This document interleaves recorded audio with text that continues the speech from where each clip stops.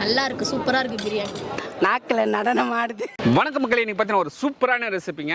குழந்தை பர்த்டே ஃபங்க்ஷனில் பார்த்தீங்கன்னா 30 கிலோவில் காளான் பிரியாணி தாங்க செய்ய போகிறோம். அது வடி பிரியாணி செய்ய போகிறோம். அது யூனிட்டி அரிசியில் செய்ய போகிறோம். காரம் சாரமாக செம்மையாக செய்ய போகிறோம்.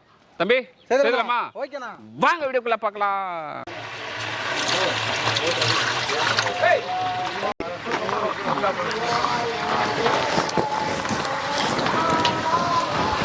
முப்பது கிலோவுக்கு பார்த்தீங்கன்னா 12 கிலோ வெங்காயம் சேர்த்துக்கலாங்க.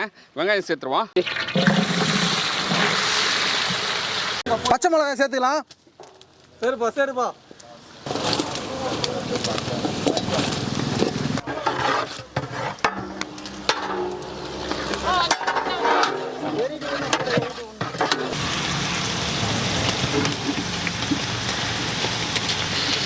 வெங்காயம் பார்த்தீங்கன்னா பொன்னிறமாக ஆயிடுச்சுங்க. மஷ்ரூம் பிரியாணிக்கு பார்த்தீங்கன்னா அடுத்து பார்த்தீங்கன்னா புதினா கொத்தமல்லி சேர்த்துடலாம். புதினா கொத்தமல்லி சேர்த்துக்கலாங்க.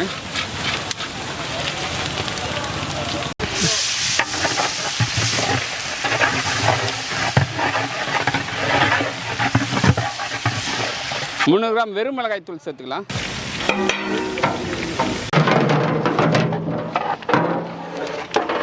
மூணு கிலோ இஞ்சி விழுது, 3 கிலோ பூண்டு விழுது சேர்த்துக்கலாம். 3 கிலோ இஞ்சி விழுது, 3 கிலோ பூண்டு விழுது சேர்த்துக்கலாம்.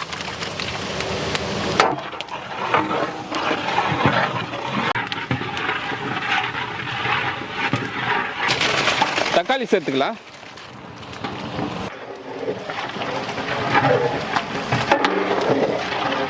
முப்பது கிலோக்கு 6 லிட்டர் தயிர் சேர்த்துக்கலாங்க.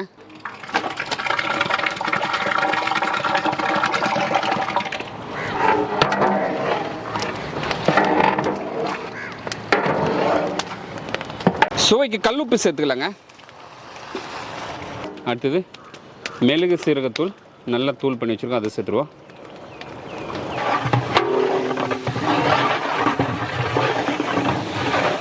மஷ்ரூம் சேர்த்துக்கலாங்க. மஷ்ரூம் பற்றி நல்லா கட் பண்ணி வச்சுருக்கோம், அது சேர்த்துடலாம். சூப்பராக ஸ்லைஸ் பண்ணி வச்சுருக்கான் பாருங்கள், வேறு லெவலில் இருக்குது.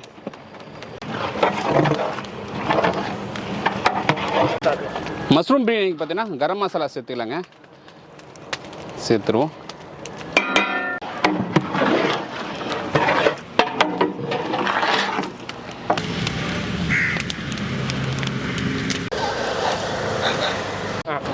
அரிசி பார்த்தீங்கன்னா தனியாக உழ வச்சுருக்குங்க. மசாலா பார்த்தீங்கன்னா நல்லா கொதிச்சுட்ருக்கு. நம்ம அரிசிக்கும் மசாலா சேர்த்து தான் தண்ணி உழ வச்சுருக்கோம். தம்பி அண்ணா 2 அளவு தண்ணியை ஊற்று. இதில் 2 அதில் 2 தண்ணி அளவு சேர்த்துலாமா தம்பி? ஊற்று ஊற்று ஊற்று ஊற்று. அதுலேருந்து எடுத்து ஊற்றுறோம் பாருங்க.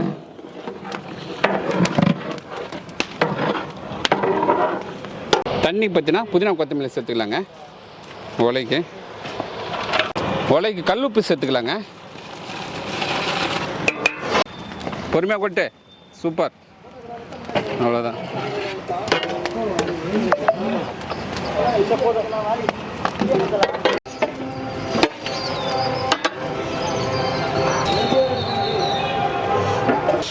மூடி போட்டு தம் போட்டுக்கலாங்க.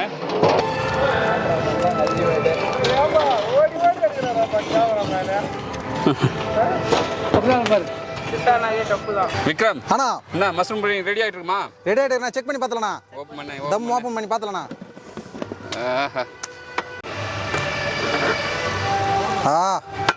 பல பல பலான்னு ரெடி ஆகிட்டு இருக்குதுண்ணா. சேமியா மாரி கொட்டுது பாருங்கண்ணா. நெய் சேர்த்துக்கலாம். தம் அடிச்சாச்சுங்க. இப்போ நெய் போட்டிருக்கோம். மூடி போட்டு ஒரு 5 நிமிஷம் அப்படியே விடுவோம். தம்பி மூடி போடுங்க. போட்டலண்ணா.